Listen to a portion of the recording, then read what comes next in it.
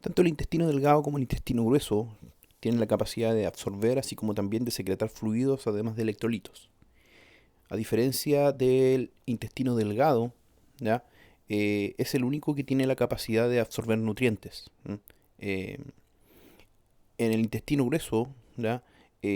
La absorción de nutrientes solamente es importante durante el periodo neonatal. ¿Mm? Ahora, contrastando esa información y esos conceptos, tanto el intestino delgado como el intestino grueso tienen la capacidad de absorber fluidos y electrolitos por procesos de transporte celular que en su mayoría son diferentes en ambos órganos. Tenemos las diferencias evidentes entre el epitelio del tubo digestivo, específicamente entre el intestino delgado y el intestino grueso. El intestino delgado tiene criptas eh, que están formadas en su mayoría por células absortivas con estas microvellosidades, con este borde en cepillo que además tiene microvellosidades.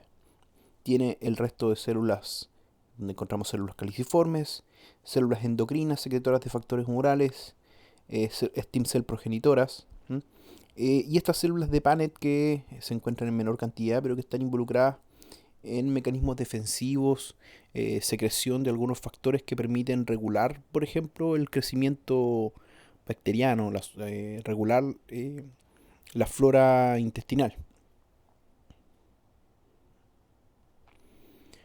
Desde el punto de vista del balance de fluidos en el tracto gastrointestinal y de los volúmenes que se manejan, que se absorben y que se secretan a lo largo del tubo digestivo, nosotros, producto de la ingesta de alimentos, así como también de líquidos, puede ser de agua, ingerimos más o menos 2 litros al día. Eh, Producimos aproximadamente una cantidad de 1,5 litros diarios de saliva en condiciones normales. El estómago secreta, en cuanto a lo que corresponde a la secreción gástrica, un volumen aproximado de 2 litros al día. El páncreas secreta aproximadamente 1,5 litros al día de jugos pancreáticos hacia el duodeno. ¿Mm? Y la secreción biliar es de aproximadamente 0,5 litros al día. ¿Sí? Em, Esto hace que se presente a la luz del intestino delgado aproximadamente 8,5 litros al día, si es que le sumamos lo secretado por el intestino delgado en su porción más, en la porción media, específicamente en la región del yeyuno. ¿Ya? Este litro al día hace que se presenten a la luz del intestino delgado aproximadamente 8,5 litros de agua. ¿Mm? El intestino delgado tiene la capacidad de reabsorber agua, electrolitos, así como también la mayoría de los nutrientes, específicamente en la región duodenal, y a lo largo del tubo, específicamente del intestino delgado, tiene la capacidad de reabsorber aproximadamente 6,5 litros al día de agua total.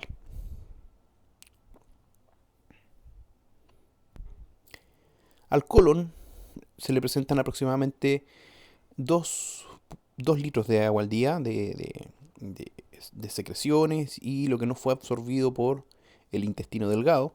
¿Mm? En el colon tiene la capacidad de secretar bicarbonato y potasio, y el colon puede reabsorber aproximadamente 1,9 litros al día en conjunto con sodio, con cloruro. Tiene la capacidad de absorber electrolitos, también de secretar otros electrolitos, y es por eso que el volumen que nosotros perdemos por nuestras heces es de o ronda más o menos los 0,1 litros al día, o sea, una razón de aproximadamente 100 ml de líquido, o sea, de los 8,5 litros de secreción que se vierten al tubo digestivo, solamente eliminamos 0,1 litros al día por esa gran capacidad de absorción de fluidos que tiene nuestro tubo digestivo. Los intestinos tienen la capacidad de absorber y secretar solutos por mecanismos que representan mecanismos de transporte tanto activos como pasivos. ¿Mm? Todo el proceso de absorción transcelular, es decir, a través de las células, el transporte de absorción de sodio, está mediado principalmente por la bomba sodio-potasio TPasa localizada en la membrana vasolateral. ¿Mm? Este gradiente de sodio que se genera producto de su absorción sirve de fuerza impulsora muchas veces para la entrada de más sodio en la célula epitelial a través de la membrana luminal o membrana apical mediante transportadores o canales que se encuentran en esta región del borde del cepillo, ¿ya? Y este proceso es mediado por canales de sodio o por transportadores acoplados a sodio, es decir, que utilizan el gradiente del sodio para realizar ya sea cotransporte o intercambio de otros electrolitos o de otros elementos.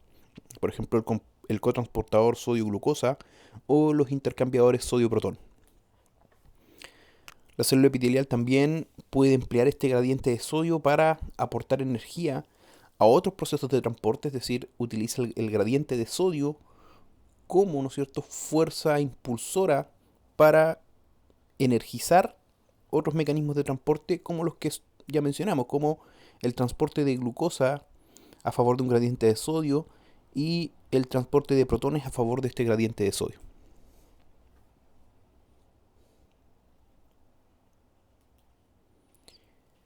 En esta imagen se muestra mecanismos de absorción de sodio a lo largo del intestino. Si vemos los sitios de mayor absorción, los encontramos a nivel del intestino delgado, se muestran a nivel de este intestino delgado que el duodeno tiene una gran presencia en su primera porción de estos cotransportadores sodio-glucosa, así como también estos cotransportadores sodio-aminoácidos. Eh, en el, en el ilion tenemos una menor cantidad de estos transportadores y vemos también la presencia de intercambiadores sodio-protón, específicamente en su isoforma 3, NH3, que se expresa en los intestinos. Y vemos que este intercambiador sodio-protón tiene una mayor capacidad de absorción por una mayor presencia, una mayor expresión en el yeyuno respecto al duodeno.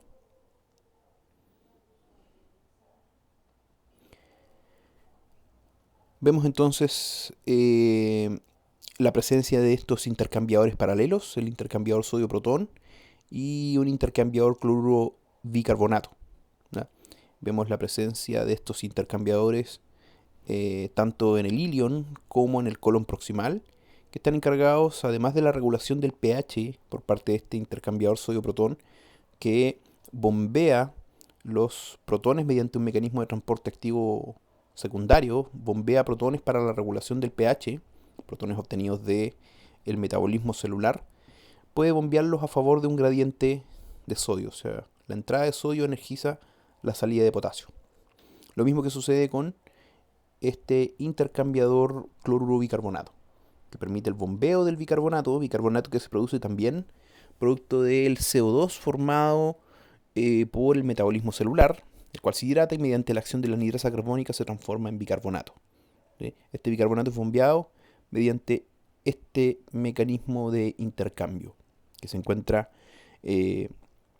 principalmente en la región del ilion y en la región del colon proximal. También tenemos la presencia de un canal epitelial de sodio bastante presente en la región más distal del colon para la reabsorción de sodio, que son estos canales de la familia de los ENaC, de Epithelial Sodium Channels.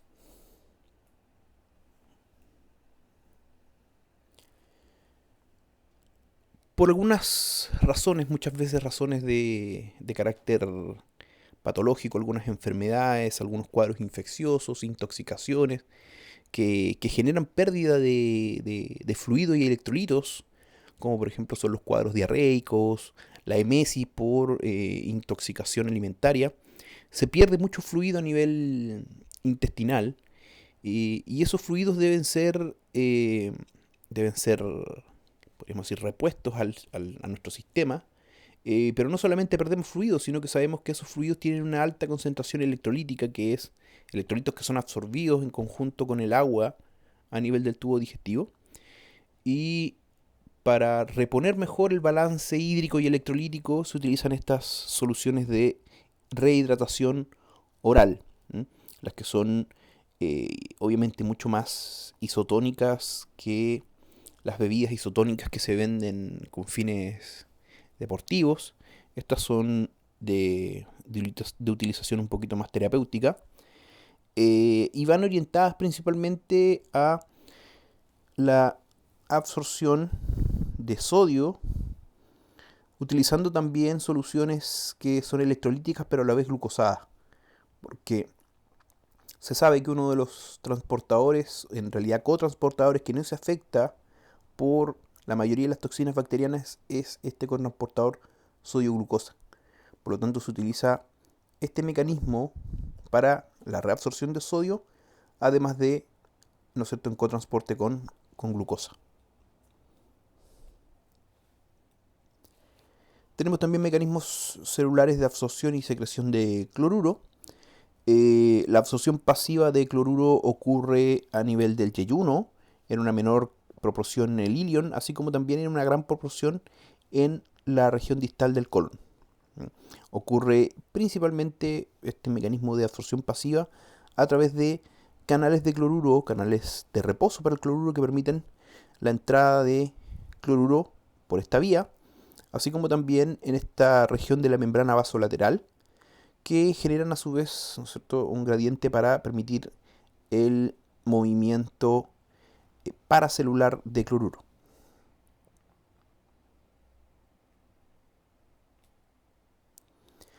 Tenemos la presencia del ya mencionado intercambiador cloruro-bicarbonato, que lo tenemos acá, que es también un componente importante en la absorción de cloruro. Lo encontramos tanto en el ilion, mayormente expreso en el colon proximal, y en una menor proporción en el colon distal.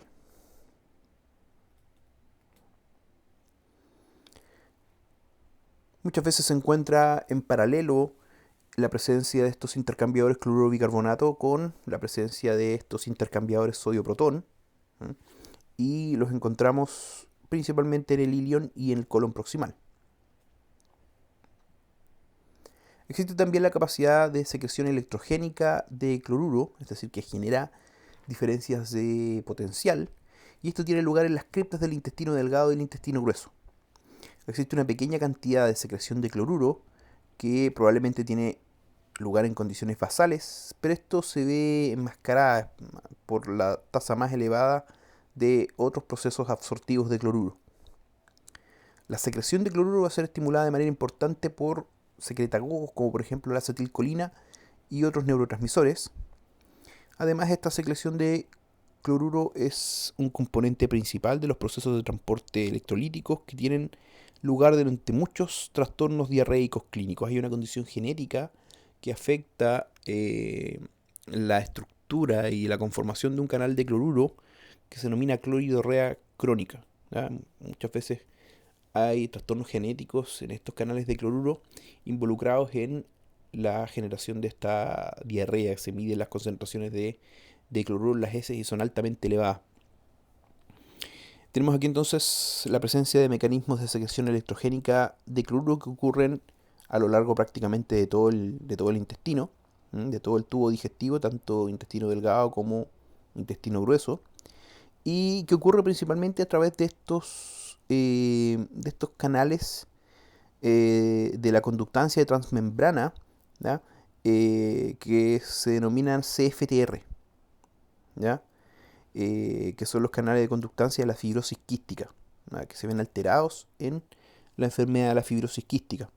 Son estimulados por ejemplo, por los niveles de calcio, por los niveles de MP cíclico, y es por eso que pueden responder a la acción de algunos secretagogos, generando entonces, producto del movimiento de su carga negativa, esta ligera diferencia de potencial en este sector, entre el lumen y la membrana basal. Es decir, este movimiento de cloruro puede energizar incluso el movimiento de otros electrolitos, como por ejemplo el sodio, que siguiendo esta diferencia de potencial se puede mover por esta vía paracelular.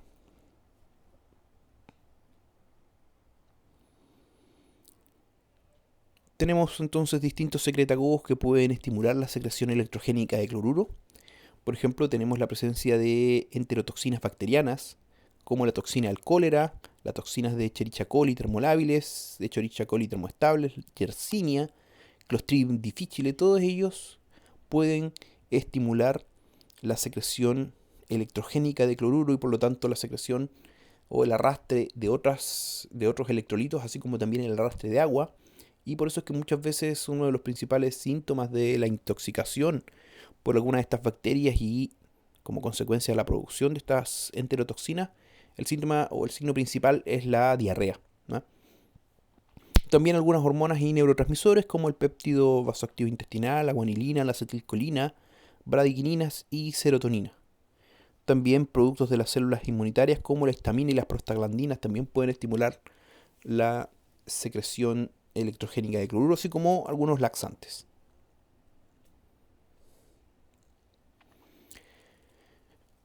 La diarrea puede clasificarse de forma mixta tanto como un síntoma o también como un signo. Sabemos que los signos son cuantificables, ¿verdad? Por lo tanto pueden tener un valor o un rango que se puede cuantificar.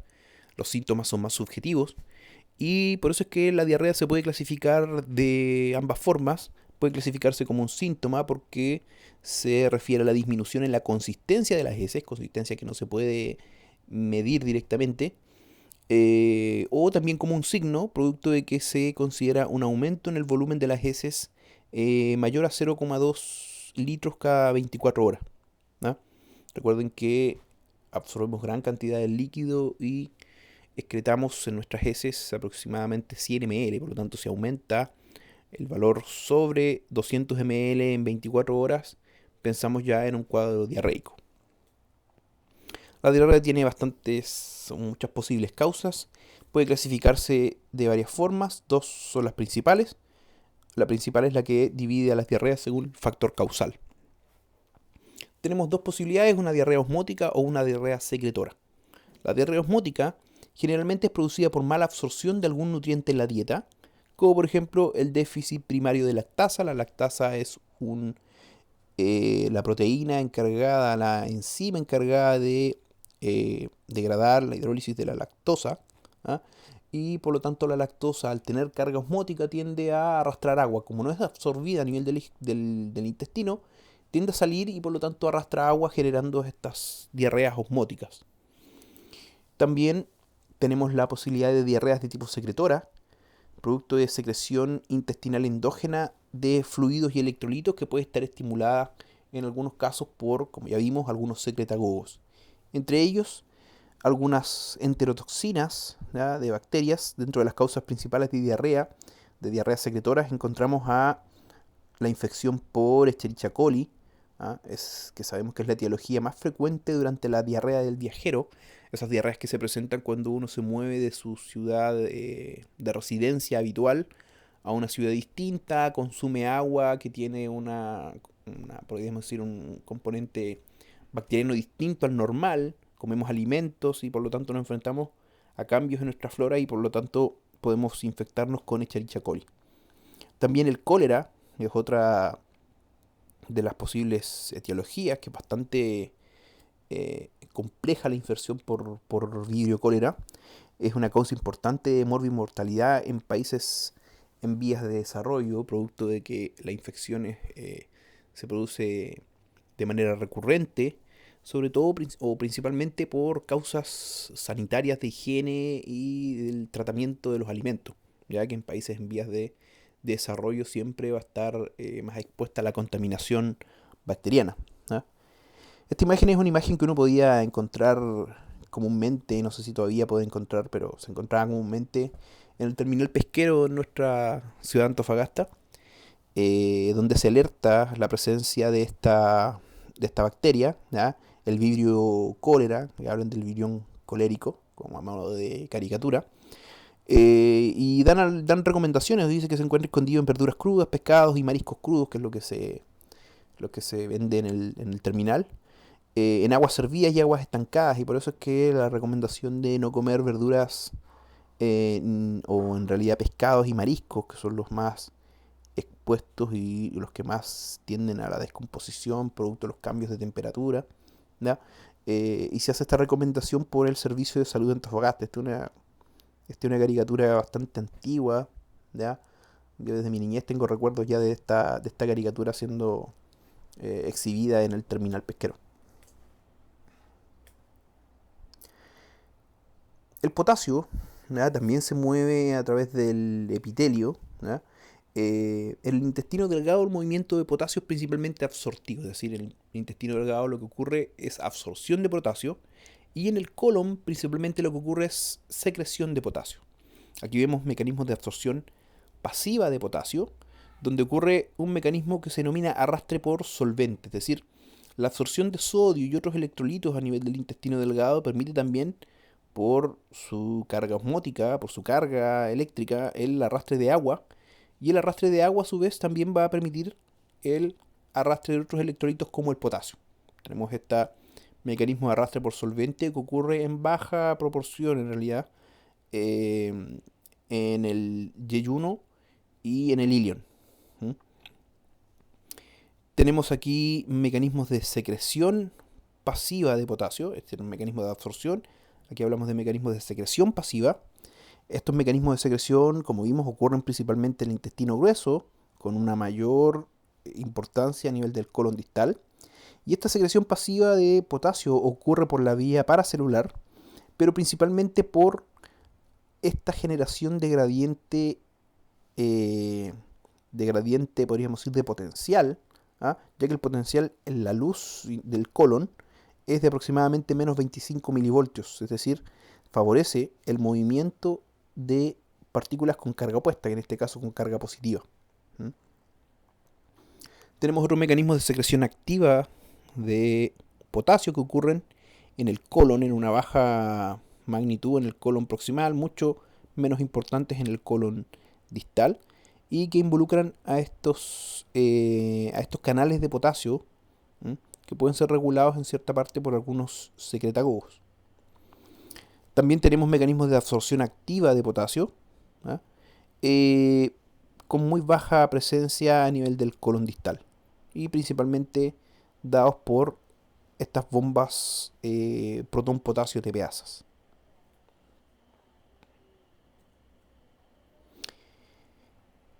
Dentro de los secretagogos que podían estimular a estos canales de potasio encontramos algunos como la aldosterona, el AMP cíclico, bueno, que por la vía del AMP cíclico, el calcio, también algunas enterotoxinas pueden estimular esta secreción activa de potasio a través de estos canales.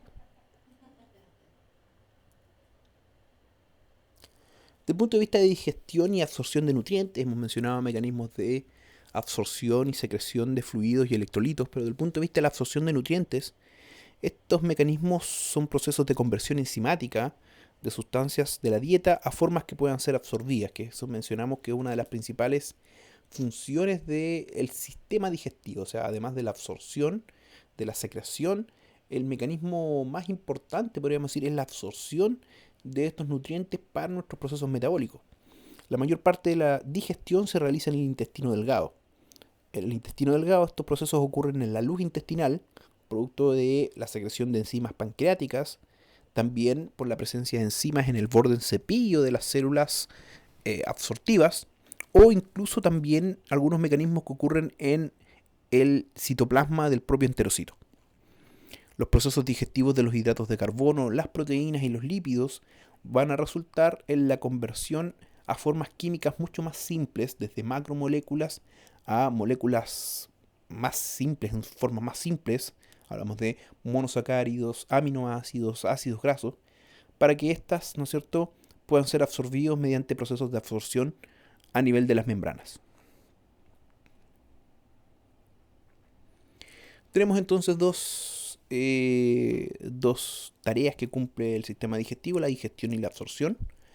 Tenemos distintos ejemplos de digestión y absorción. Por ejemplo, tenemos mecanismos de procesos digestivos en que no se involucra ningún mecanismo específico. Y es en el caso, ¿no es cierto?, de la ingestión directa de glucosa. Si nosotros comemos o ingerimos algún alimento o una solución pura de glucosa, no se tiene que realizar ningún proceso digestivo para degradar la glucosa, que es la forma más simple, es un monosacárido que se absorbe directamente en, por la membrana del epitelio a través de transportadores de glucosa, ¿ya?, como por ejemplo el que ya vimos, ese cotransportador sodio-glucosa. Hay otros elementos que requieren hidrólisis en el lumen, ¿ya? Que los transforma de polímeros a monómeros, ¿ah? Como por ejemplo las proteínas. Las proteínas tienen que ser hidrolizadas por la presencia de estas pepsinas en algunos casos, ¿ya? De unas peptidasas que van a transformar estas proteínas en aminoácidos que son capaces de ser absorbidos por transportadores de aminoácidos. También existen mecanismos de hidrólisis que ocurren en el borde del cepillo por la presencia de enzimas constitutivas de la membrana del borde del cepillo, desde, ¿no es cierto?, oligómeros, desde moléculas ya no tan complejas, hasta monómeros, como por ejemplo la sacarosa, que producto de la sacarasa del borde del cepillo es degradada en glucosa y fructosa, las cuales posteriormente son absorbidas por transportadores de la membrana. También existen mecanismos de hidrólisis intracelular, como por ejemplo la absorción directa de pequeños péptidos, en su mayoría por mecanismos de endocitosis, los cuales posteriormente en el interior celular son hidrolizados a aminoácidos para su absorción como su forma más simple. En otros casos también existe hidrólisis en el lumen, como por ejemplo los triacilgliceroles, que se hidrolizan en glicerol y en ácidos grasos, los cuales posteriormente de ser absorbidos son resintetizados en el citoplasma. Tenemos diferentes zonas de absorción de nutrientes. Como dijimos, el principal sitio de absorción de nutrientes es el intestino delgado y específicamente en su porción más proximal, es decir, la región del duodeno, ¿ah? Como vemos acá, tenemos absorción de hidratos de carbono, proteínas y lípidos, donde su principal absorción ocurre en la primera porción del duodeno. Es el lugar donde ocurre mayor absorción, una elevada absorción de hidratos de carbono, así como también de proteínas y lípidos, la cual va disminuyendo a medida que avanzamos a lo largo del intestino delgado.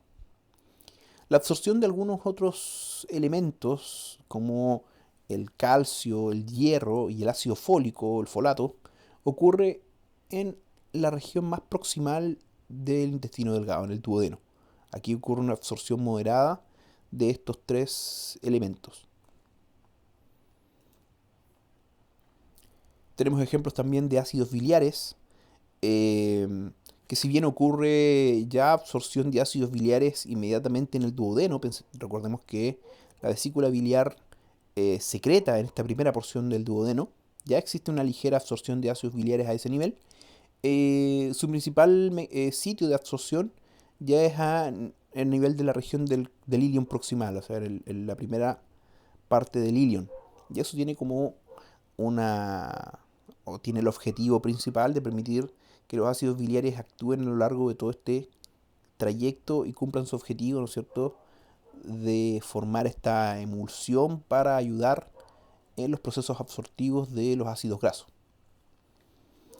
Vemos también la absorción de cobalamina, ¿ya?, o el complejo B12, que ocurre principalmente también en esta región proximal del ilion. Recuerden que esta absorción está altamente ligada a la presencia del factor intrínseco que se secreta a nivel del cuerpo gástrico por las células parietales u oxínticas.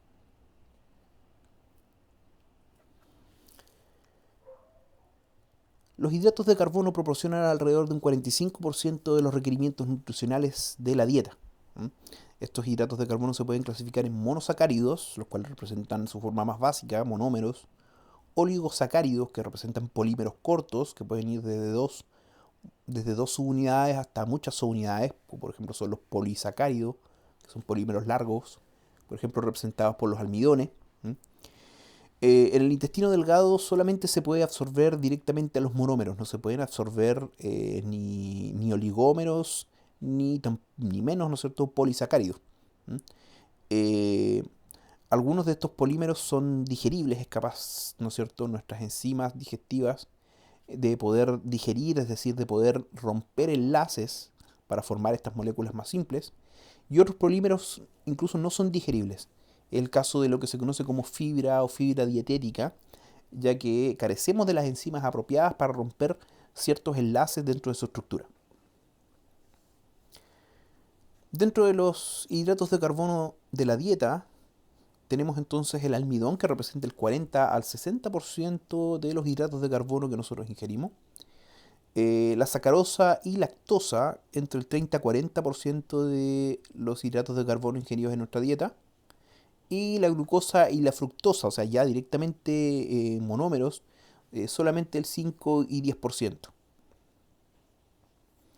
La fibra dietética, por otra parte, está compuesta por polímeros de azúcares, de hidratos de carbono, entre los que se encuentran las ligninas, las pectinas, la celulosa, altamente contenidos en alimentos de origen vegetal y que tienen la presencia de esta cutícula, en la cutícula de la semilla, en la cáscara del fruto, ¿ya? Están contenidos esta fibra dietética, que tiene un rol bastante importante en ayudar nuestro tránsito intestinal, ya que al no ser capaz de ser digerida, ¿no es cierto?, favorecen su eliminación y por lo tanto el tránsito intestinal.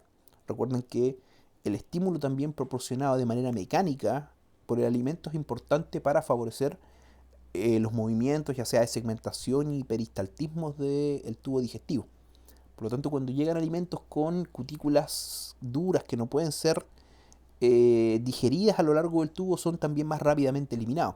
Y ahí está el valor muchas veces de la fibra dietética.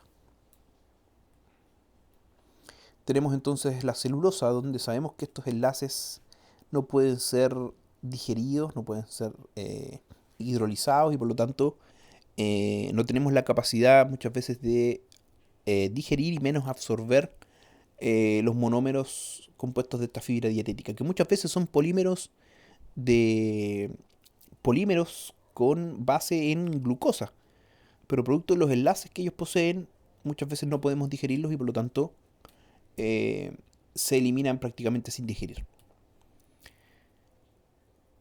Desde el punto de vista de la digestión de los hidratos de carbono, tenemos dos mecanismos principales: la hidrólisis luminal del almidón, por ejemplo, a oligosacáridos, ¿ya?, que ocurre principalmente por las amilasas, tanto salival y pancreática, así como también por digestión de membrana, ¿ya?, que ocurre por enzimas presentes en el borde en cepillo, ¿ya?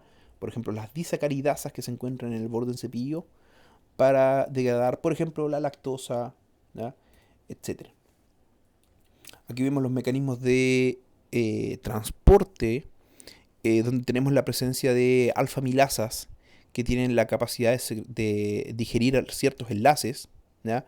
Estos enlaces alfa 1,4 terminal, la amilasa no puede realizar su hidrólisis y por lo tanto los resultados de la alfa amilasa son, ¿no es cierto?, maltotriosa y maltosa, así como también dextrinas límite, ¿ya? Posteriormente, en la luz nuevamente intestinal, pero ya cercanos a esta región del borde en cepillo, tenemos la presencia de estas disacaridasas, ¿m?, donde la lactasa tiene la capacidad de dividir la lactosa, ¿ya?, para que posteriormente ambos monómeros, ¿ya?, sean transportados, tanto glucosa como galactosa, sean transportados por este cotransportador sodio-glucosa o galactosa, el SGLT1. La glucomilasa, también conocida como maltasa, ¿ya?, en este caso esta enzima, ¿ya?, la maltasa, tiene la capacidad de digerir a la maltosa o maltotriosa, para posteriormente, ¿no es cierto?, transportar sus monómeros de glucosa a través de transportadores nuevamente de la familia de los SGLT1, cotransportadores SGLT1.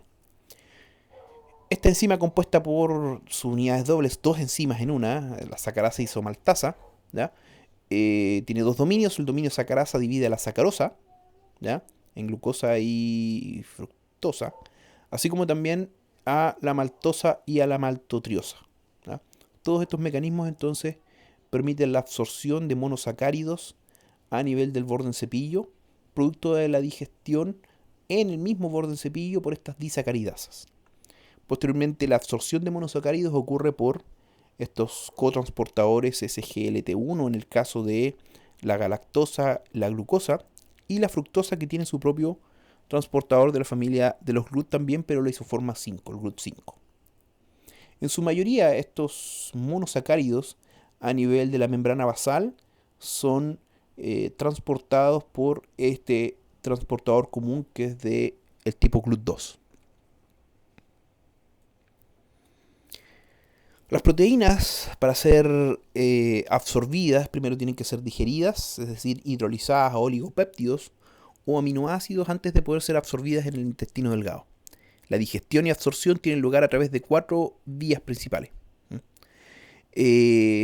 Una de las vías es que proteasas en el lumen digestivo, ¿ya? Tanto también como en el estómago, así como también en la primera porción del duodeno, es decir, las pepsinas que se secretan en el estómago, así como también las que se secretan por el páncreas, pueden hidrolizar proteínas a péptidos, a continuación a aminoácidos, que son los que finalmente son absorbidos por transportadores o cotransportadores de aminoácidos. Aquí tenemos entonces las peptidasas gástricas y pancreáticas, que pueden degradar estas proteínas a oligopéptidos, así como también a aminoácidos. Aminoácidos que ya rápidamente son absorbidos por transportadores de aminoácidos, que en este caso utiliza el cotransporte de aminoácidos con sodio. Tenemos posteriormente también la presencia de proteasas en el lumen, que pueden hidrolizar proteínas a péptidos, ¿ya? Pero a su vez las enzimas presentes en el borde en cepillo, es decir, peptidasas del borde en cepillo, tienden a digerir péptidos en aminoácidos que son posteriormente absorbidos. Es decir, estos oligopéptidos que no pudieron ser digeridos completamente aminoácidos son muchas veces digeridos por estas peptidasas del borde en cepillo, ¿ya? Esta tiene la capacidad de digerir cadenas de 4 aminoácidos para posterior pasarlo a 3 aminoácidos a 2 y finalmente, ¿no es cierto?, esta que degrada estos dímeros para el transporte de aminoácidos.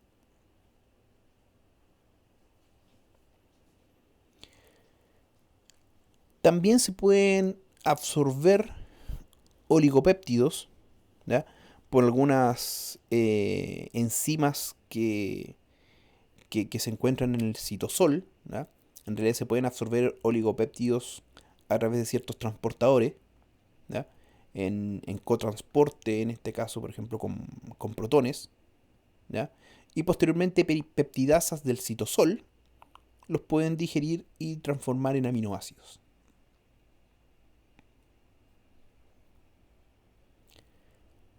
Las enzimas luminales también pueden digerir proteínas de la dieta en oligopéptidos y que van a ser captados por los enterocitos a través de procesos endocíticos, es decir, se pueden endocitar algunos oligopéptidos, ¿ya?, en cantidades bastante más bajas, obviamente, que lo que se absorbe directamente como aminoácido, pero existen vías endocíticas de absorción de algunos oligopéptidos y posteriormente las peptidasas citosólicas son las que van a degradar estos oligopéptidos en aminoácidos. Si ustedes ven, tenemos mecanismos que permiten incluso un transporte por vía directa mediante una vesícula endocítica, posteriormente la exocitosis de proteínas intactas, ¿ya? Así como también una vía degradativa que tiende a degradar estas proteínas en aminoácidos. Y también tenemos mecanismos que permiten la endocitosis directamente de proteínas, o sea, elementos mucho más grandes, ¿ya? Que como vemos representan cantidades o volúmenes muy, muy bajos, donde también tenemos vías degradativas, ¿ya?, y vías directas, es decir, se pueden eliminar o absorber proteínas intactas, así como también una vía degradativa que las va a procesar hasta aminoácidos o péptidos más pequeños. Además de las proteínas que nosotros obtenemos a la dieta, tenemos que recordar que cantidades muy importantes de proteínas endógenas son secretadas al tubo digestivo. Tenemos los pepsinógenos, que vienen en forma de zimógenos, pero que son activados a pepsinas. Tenemos enzimas como la alfamilasa, las lipasas, ¿ah? Todas estas proteínas son secretadas al tracto gastrointestinal y son protegidas de los procesos de digestión, ya que son las que van a propiciar los mecanismos de digestión y posteriormente absorción de proteínas, así como también de otros elementos. Estas proteínas corresponden aproximadamente al 50% de las proteínas totales que acceden al intestino delgado, es decir, la mitad de el contenido proteico que ingresa al tubo digestivo son proteínas endógenas. ¿Mm? Esto incluye enzimas, hormonas, inmunoglobulinas presentes en las secreciones salivales, gástricas, pancreáticas, biliares y del yeyuno. Otra fuente importante de proteínas endógenas son las células epiteliales intestinales. Las propias células epiteliales se descaman. El epitelio tiene una descamación normal, producto de los procesos proliferativos normales. La célula cumple un ciclo, se libera del epitelio, se descama y por lo tanto sus proteínas posteriormente son degradadas, ¿ah? Así como también algunas proteínas plasmáticas que son secretadas por el intestino. Los recién nacidos pueden absorber cantidades importantes de proteínas intactas provenientes del calostro, ¿ya? Dentro de estas proteínas encontramos gran cantidad de inmunoglobulinas que proveen esta inmunidad innata del recién nacido que lo protege ante algunos procesos infecciosos hasta aproximadamente los 6 meses de edad. ¿Mm?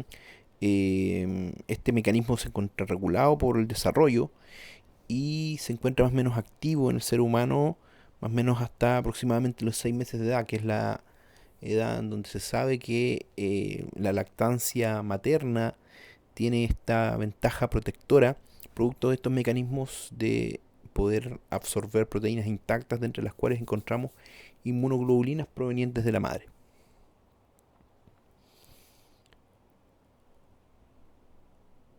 Desde el punto de vista de la digestión de lípidos, más del 90% de la grasa que ingerimos en la dieta en un adulto son del tipo triacilgliceroles.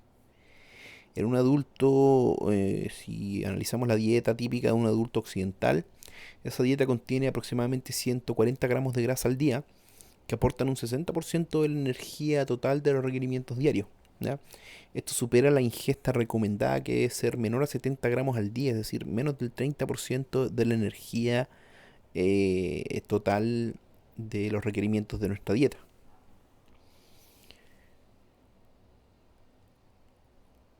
En nuestra boca nosotros realizamos alteración mecánica de los lípidos, producto de la masticación, así como también de la secreción de algunas enzimas, sobre todo en el estómago, que se produce una emulsión de partículas lipídicas, ¿ya? Eh, la hidrólisis de los lípidos es catalizada principalmente por lipasas que se secretan por glándulas y células en el tracto gastrointestinal más superior. Como los lípidos de la dieta son insolubles en agua, por razones lógicas, las lipasas digestivas actúan de modo mucho más eficaz en una interfase aceite-agua, ¿ya? Que respecto a sustratos hidrosolubles. Por eso que la emulsificación de las grasas es muy importante y esto comienza con la preparación de la comida, seguida por la masticación, el batido gástrico causado por las peristalsis en la región del antro contra el píloro cerrado. Esta emulsión que se produce se estabiliza por el recubrimiento de gotitas emulsionadas con lípidos de membrana, proteínas desnaturalizadas también, algunos polisacáridos de la dieta, incluso algunos productos de la digestión como ácidos grasos liberados por la lipasa gástrica, también ácidos grasos monoacilgliceroles de la digestión intestinal y pancreática, así como también colesterol y algunos fosfolípidos biliares. Este recubrimiento de esta emulsión lipídica impide que las gotitas de lípido se tiendan a fusionar entre sí y vuelvan a formar gotitas mucho más grandes o micelas mucho más grandes. Los fosfolípidos y el colesterol tienden a formar una capa monomolecular sobre la superficie de estas partículas de emulsión. El núcleo de la partícula, por otro lado, se compone principalmente de triacilgliceroles, también contiene ésteres del colesterol, así como otros lípidos no polares o débilmente polares. La lipasa lingual y gástrica van a iniciar la digestión lipídica. Sabemos que en el estómago eh, la lipasa lingual, que es deglutida, así como también la lipasa ácida gástrica secretada en el estómago, ¿ya? Por las células principales, tienden a digerir cantidades bien importantes de lípidos. Esta secreción de lipasa gástrica ya empieza a ocurrir en el periodo neonatal, por lo tanto también es importante para la digestión de grasa en los recién nacidos. Recuerden que la leche materna tiene un componente lipídico muy importante, por lo tanto se necesita ya la presencia de lipasas para la digestión de esos lípidos.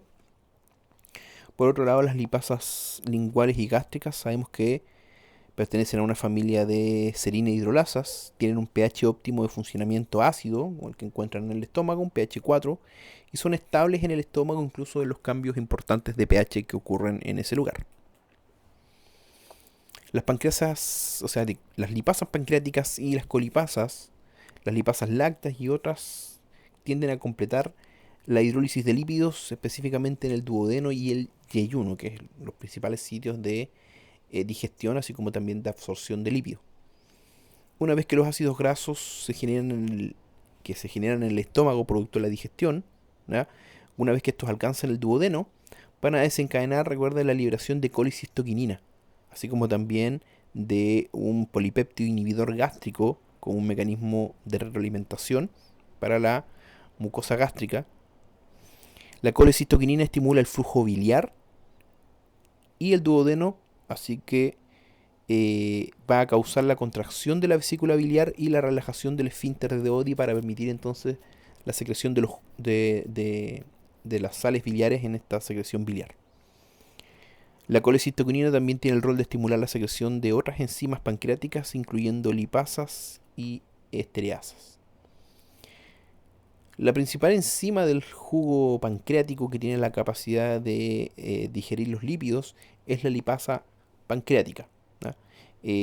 Esta enzima se secreta en el duodeno en una concentración 1000 veces mayor que la necesaria para digerir todos los triacilgliceroles de la dieta que no fueron hidrolizados en el estómago. O sea, hay una sobreproducción y una secreción que asegura la digestión de los lípidos. La actividad lipolítica de esta lipasa pancreática requiere la presencia de un cofactor denominado colipasa, así como también de un pH alcalino. También requiere la presencia de calcio, sales biliares y ácidos grasos. Todos ellos presentes en esta primera región del duodeno. El pH alcalino, recuerden que la secreción pancreática tiene un pH cercano a 8. Encontramos sales biliares por la secreción de, de la vesícula biliar y ácidos grasos que provienen incluso desde la digestión lipídica ya generada en el estómago.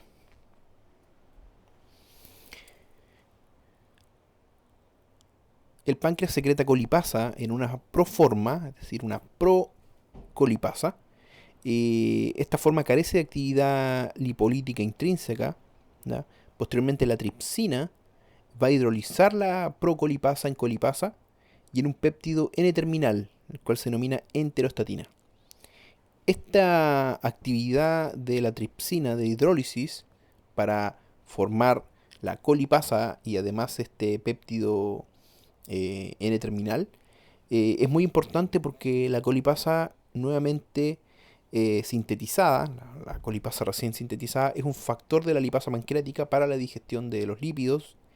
Y además este péptido N-terminal tiene un rol importante en el control de la saciedad.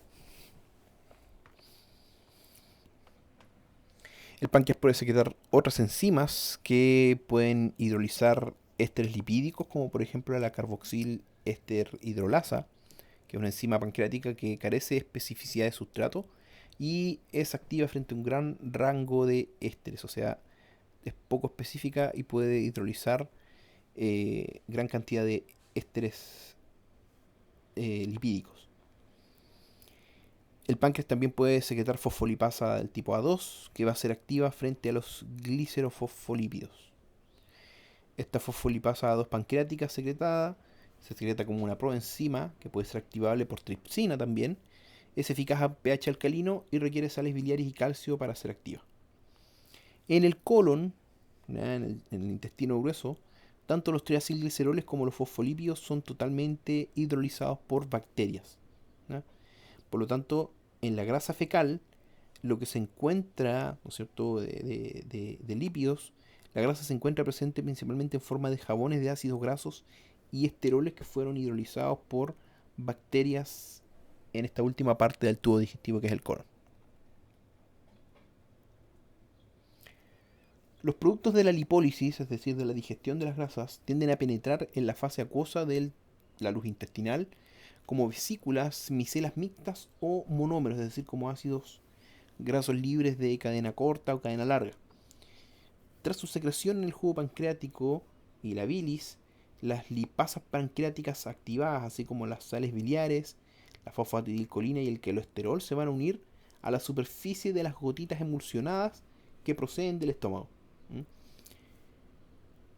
A medida que estos triacilgliceroles superficiales son hidrolizados, son sustituidos por triacilgliceroles del núcleo de la partícula emulsionada, y a medida que estas gotitas van disminuyendo progresivamente de tamaño, aumentan su superficie, por lo tanto aumenta la tasa de hidrólisis lipídica.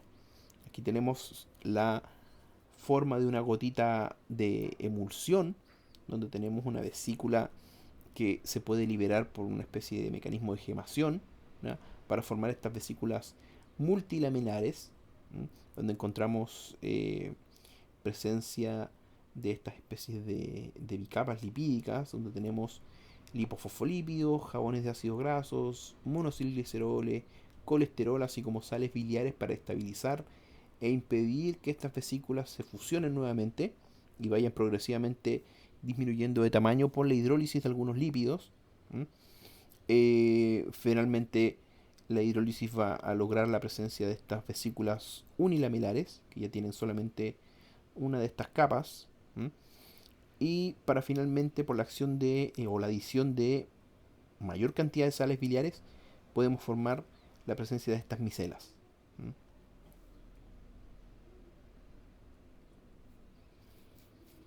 Para alcanzar el interior del enterocito, los productos lipolíticos deben atravesar varias barreras. Tenemos la capa de gel mucoso, que tapiza la superficie epitelial intestinal. También una capa de agua en la zona adyacente a la membrana apical del enterocito, así como la membrana apical propiamente tal. Cuando las micelas de sales biliares, micelas mixtas, vamos a tener sales biliares, ácidos grasos en su contenido. Cuando esto alcanza la superficie del enterocito, van a encontrar un microambiente con un pH ligeramente ácido generado por el intercambiador sodio-protón en la membrana del borde en cepillo. Se postula que estos ácidos grasos son protonados y por lo tanto abandonan la micela mixta para introducirse en el enterocito. Existen tres proteínas integrales de membrana que favorecen la captación de ácidos grasos: la translocasa de ácidos grasos, FAT o CD36, la proteína de unión ácidos grasos de la membrana plasmática, ¿ya? Fatty Acid Binding Protein y PMs de plasma membrane, o sea, la proteína de unión ácidos grasos de la membrana plasmática, así como algunas proteínas transportadoras de ácidos grasos, ¿ya? Aquí encontramos el transporte micelar de los productos de digestión, desde una gotita de emulsión que se va dividiendo para formar estas vesículas multilaminares, las cuales producto de la hidrólisis de lípidos se transforman en vesículas unilaminares. Posteriormente, por la adición de más sales biliares, forman micelas mixtas. Posteriormente, una micela de sal biliar. Estas micelas tienen la capacidad de difundir desde esta región de pH alcalino, donde encontramos esta barrera de difusión mucosa, a un pH ligeramente ácido, donde hay un microclima de desbalance, donde estas vesículas, donde estas micelas son protonadas, estos ácidos grasos son protonados y posteriormente, ¿no es cierto?, son absorbidos por estos transportadores, ¿ya?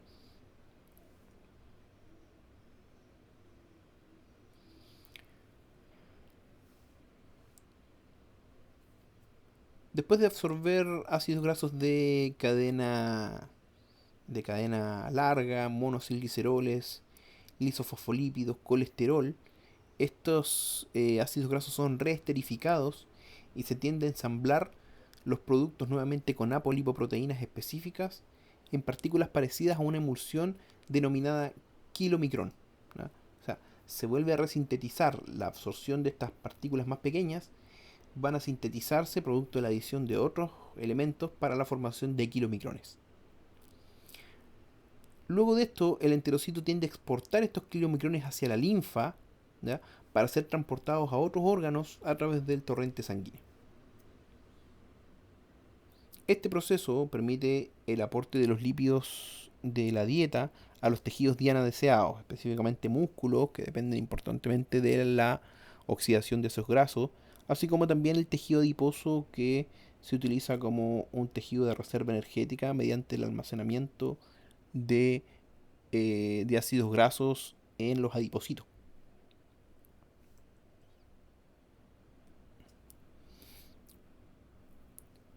Existe también absorción intestinal de vitaminas liposolubles y esta absorción va ligada a las vías de absorción y transporte de lípidos.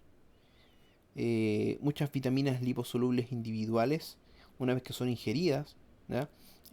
Son absorbidas, poseen destinos específicos, obviamente en función de sus características químicas, tienen propiedades físicas bastante dispares, ¿ya? Y por eso es que el tratamiento de la luz intestinal va a ser determinado por sus características específicas, así como también la captación y el procesamiento de estas vitaminas liposolubles, ¿ya? El procesamiento por parte de los enterocitos puede ser similar.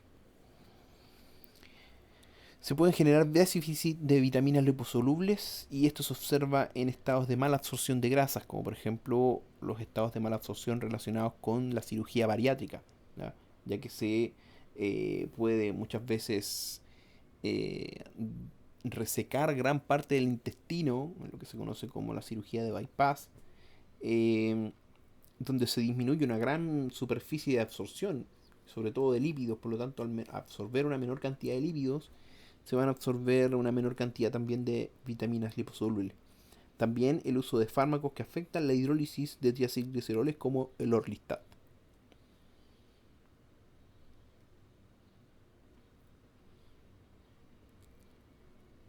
El folato en la dieta tiene que ser desconjugado por una enzima del borde en cepillo antes de ser absorbido, es decir, el ácido fólico, ¿ya? La absorción de ácido fólico depende principalmente de la desconjugación de este ácido fólico por una enzima del borde en cepillo. Posteriormente a esto puede ser absorbido por un intercambiador aniónico en la membrana apical, un intercambiador, ¿no es cierto?, eh, que permite su absorción por parte de la membrana apical.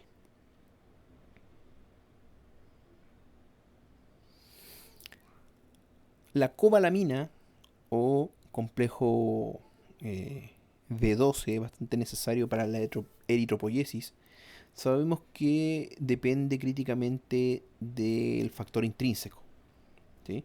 La absorción entonces de cobalamina, la cobalamina se ingiere en la dieta, muchas veces se encuentra unida a otras proteínas en los alimentos, ¿no? En el estómago, el pH ácido van a liberar la cobalamina de las proteínas de la dieta, van a producir su digestión y por lo tanto esa cobalamina se va a liberar. Sabemos que las glándulas gástricas secretan una hormona que se denomina aptocorrina, que tiene la capacidad de unirse a la cobalamina.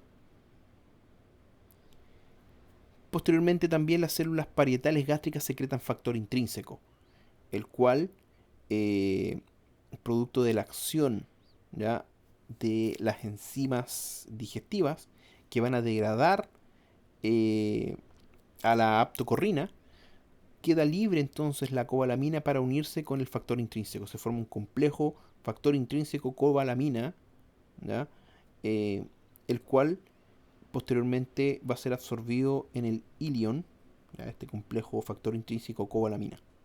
¿Mm? Finalmente, este complejo que va a ser absorbido en el ilion mediante endocitosis, ¿ya?, asociada a un receptor de este complejo cobalamina factor intrínseco, ¿ya?, en esta vesícula endocítica, en este endosoma, ¿ya?, eh, ocurre entonces la generación o la degradación de sus componentes. Se puede degradar el receptor, se puede degradar el factor intrínseco para finalmente esta cobalamina ser transformada o unida dentro de una vesícula secretora junto con la transcobalamina.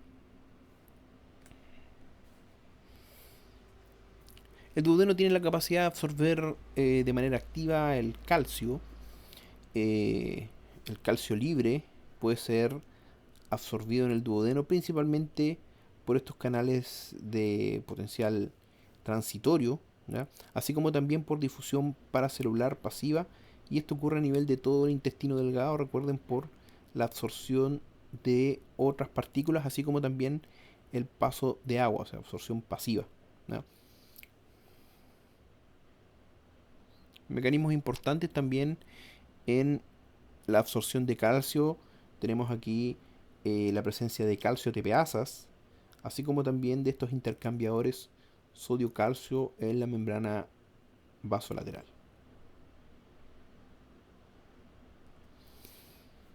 El fierro puede ser absorbido en dos posibles formas. Un fierro no hemo, o sea, no unido a este grupo prostético, a estos anillos pirrólicos que forman el grupo hemo, cuando se quela este ion metálico en el centro, ¿ya?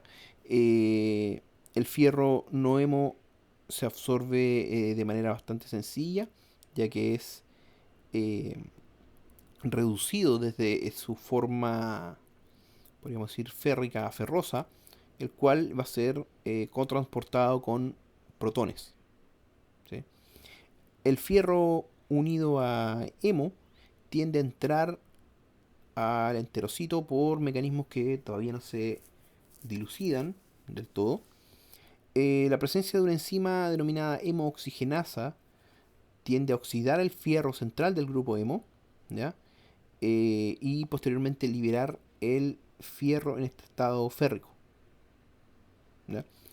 El resto de la molécula del grupo hemo, es decir, estos anillos pirrólicos, se transforman primero en una sustancia denominada biliverdina, la cual después se tiende a transformar en la bilirrubina, la cual es absorbida y eliminada en gran parte en nuestras heces fecales. Le tiende a dar el color a nuestras heces fecales, este color amarillento, café, ¿no? Este fierro posteriormente es transferido a esta movilferrina, así como también producto de estos transportadores, ¿ya? De esta ferropontina, es capaz de abandonar la célula y en el torrente sanguíneo unido a esta transferrina que lo transporta en el torrente sanguíneo.